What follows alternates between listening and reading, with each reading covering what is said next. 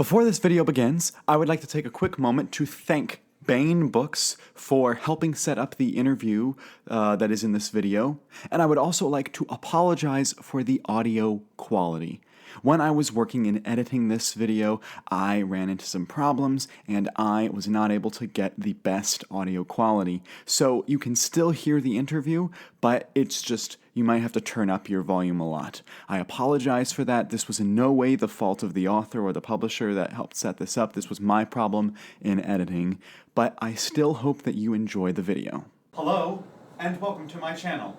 My name is Jonathan Cohen, and today I have the pleasure of being joined by one of the Baen authors and sometimes editor, Jason Cordova. Jason, thank you so much for being here. Thanks for having me on your show.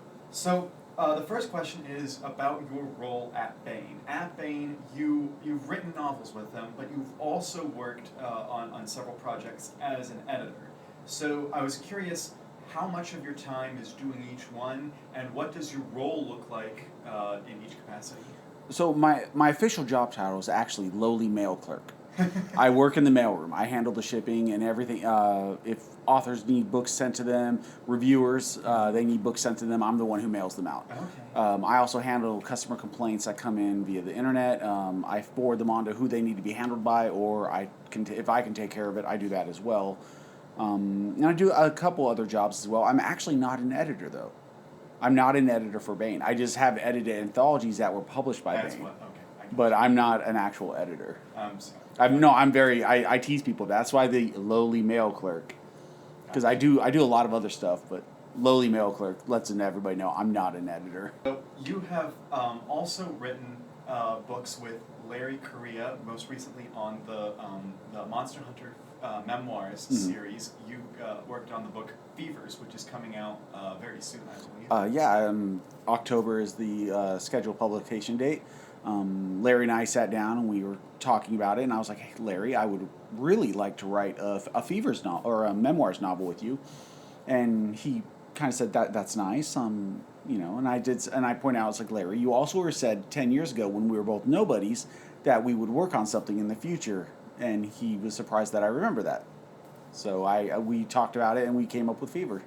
Okay, and where had you been? I assume you were a big fan of with Monster Hunter International. Had you read it before it got over to Baen? Yes, actually I did. I picked up a copy. I don't remember where I picked up a copy, and I was like, this is pretty interesting cover. What's it about? And I read the opening chapter and I was like, okay, yeah, I'm gonna buy this. Yeah, I recently found a copy of the Baen version of the first book, so I'll be reading that soon.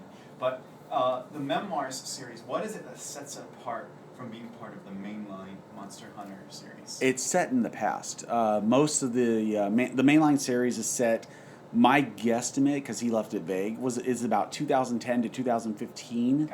Gotcha. Fever is set in the 70s, the height of the disco era. And it's about past characters who became bigger later in the series, but this is about the past before they were even known. Okay. And when you were working with him on this novel, what was the roles that you had? Did you split up chapters and then edit each other's chapters, or did you go the route that other authors have done where one of you writes a draft and the other writes a draft? I wrote most of the first draft. We came up with the outline. I wrote most of the first draft. I shot it over to him. He did edit, sent it back to me, and then we were getting close to the deadline, and then suddenly we're editing simultaneously, sending it back and forth. We finished the edits in about a week. Nice. Because we were just going back and forth so quickly. And once he gets on a roll, he's a machine. He just doesn't stop. So it was, and I was trying to keep pace, and he's like, just you take care of this chapter, I'll take these 4. And I'm like, okay, yeah. Well, that is interesting, that because most of when I've talked to all the others who have done collaborations in the interviews here at DragonCon, almost everyone else has talked about you write the chapters, I'll write the chapters, then we'll flip during the first draft.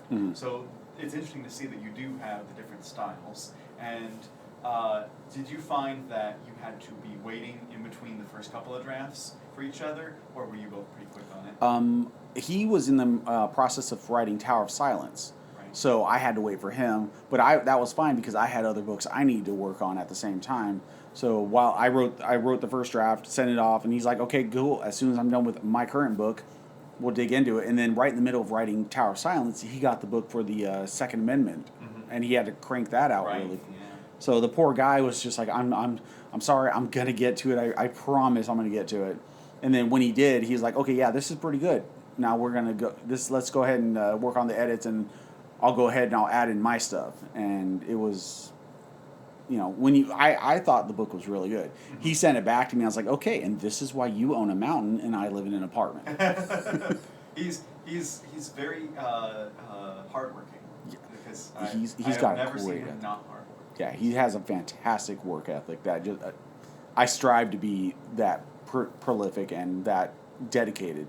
How do you guys handle the kind of like the canon or the continuity within books like that? Because I know some authors, they have their own person that takes care of their continuity. Some authors, the author is the continuity person. And then for some authors, they let the editors do it. And then I know one author that just lets the fans do it, and they just like check in later on. What do you guys do? Larry is 100% continuity, but I have an advantage of I knew the series back and forth. I guessed where he was going Right. with the series, and I told him, and he's like, "Okay, yeah, now shut up." Don't tell. So I was like, "Well, I would like to take take these stories in Los Angeles, and I'm going to tie it into the Aztec Mesoamerican mythologies, and we can do that." And he's like, "That ties into." Yeah, okay, you need to shut up. And I went ahead, and that's how the continuity was. And then he has a few alpha readers who also would chime in occasionally. Yeah. If I had a question, I just kind of say, hey, did this happen in this book or this book? And was it alluded to in this book or this one? And they would straighten me out and get me on this back on path. So to go to your not actually editing role, but still editing role, Yeah. of Chicks and Tank Tops. This is a series that I can't believe I said these words. Oh no, it gets worse when you hear the original title. Yes, that I Tony. Oh, for that book? Yeah. Oh dear. I know that's part of the series kind of created by Esther Friesner. Yeah. That is the Chicks and Chainmail. How did I say that? The Chicks and Chainmail, now it's Chicks and Tank Tops. What was that process of editing that book like? And now that you've pitched that, what was the original title? When I was it was I think it was Christmas Eve or a couple days before Christmas, and I was online and intoxicated, which are two very dangerous combinations, as everybody knows. And a bunch of my friends were joking around, and I came up with, I realized Fall Out Boy's "Thanks for the Memories" came on. And I was like, I remember this song from, wow, it's been that long. Okay.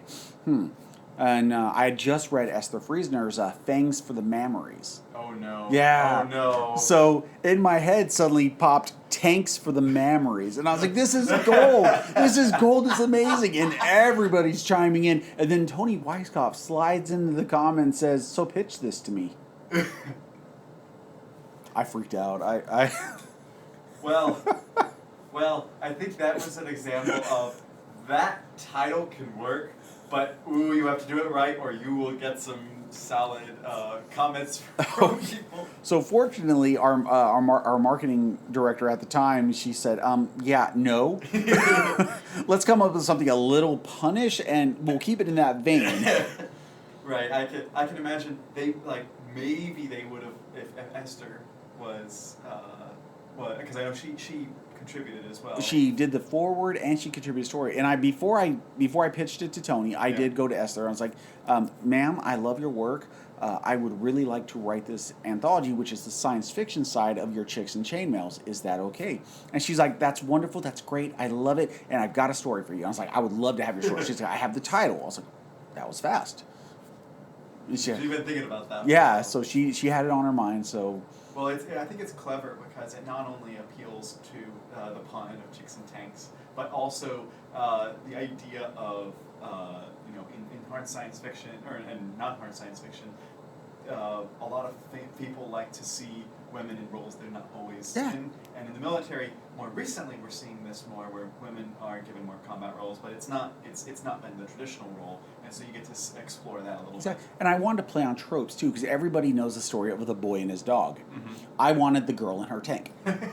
that was my trope. Okay, that's your pitch. Not the boy and the dog, girl and the tank. Yeah, the That's- girl and her tank. Yeah. That is a great pitch. I love that. And then you have a new book coming out soon, I believe. Can you tell us a little bit about that? Fever, which is with Larry, Yes, comes out right. next month. And then I just signed a contract about 2 months ago Okay.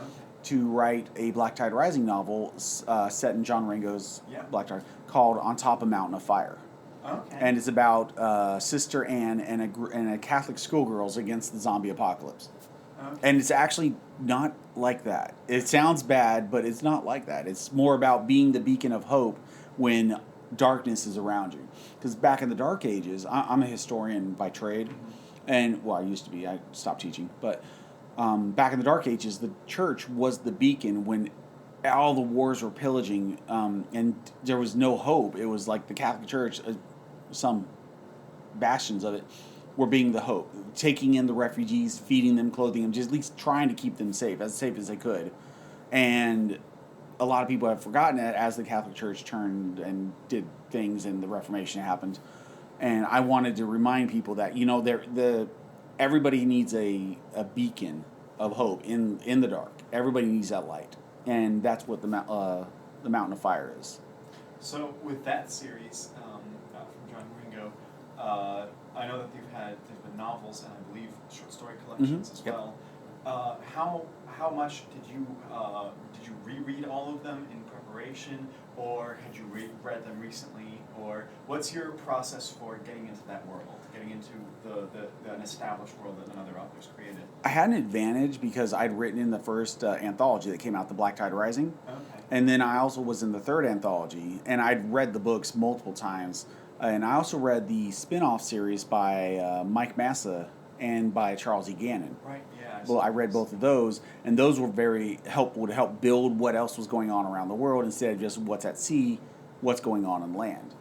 And so I reread those, and I talked a lot to Gary Poole and John about the ideas, and they both gave the thumbs up. Anytime I strayed out of my lane, they would correct it. So it's helpful to have that many people, I guess, guiding you? No. Helping you, Assisting. advising. Advising, that's a good, yeah, let's go with that. Yeah, and it is cool to see, and we just came off of the Baen Traveling Roadshow, which if you're ever at DragonCon next year, you need to come to that, because it's their 40th, the Baen's 40th anniversary, and the Traveling Roadshow is really cool. But you notice that there's a big camaraderie between not just the editors and the editorial staff, but also the authors, that the authors not only just love reading each other's work, but they love encouraging each other and helping each other out. And when authors aren't present, the other author comes up and gives the pitch for the book. And so I think that you see that with the Black Tide series, that these authors, even though their name's not on the novel, they're still willing to help you out. And have you noticed that that's regular across the board with most series that Baen does? Baen authors in general, for the most part, have the mentality of a rising tide lifts all boats. Yeah. And we really do want each other to succeed. Because if that person succeeds, then somebody else will, and somebody else will, and we will continue to build upon each other's successes. And that's Tony and her editorial staff have been huge proponents of that, and they want to build like Joelle Presby will run out and say, hey, Lydia, you don't live that far from me. Hey, Patrick Charles, you don't live that far. Let's do a joint signing at a bookstore. And now you're bringing in 3 times the amount of people you normally would, because they're telling their fans, hey, come out and you'll get to meet these 2 amazing authors that I really like. So if people want to follow you online, where should they go? I'm on Twitter, but that's mostly I jokingly keep a meme farmer. Yes, person. meme farmer. I've noticed that. It's funny. I do that. That's for joking. I don't really. I'm not serious online very much. But I do have a website, jasoncordova.com.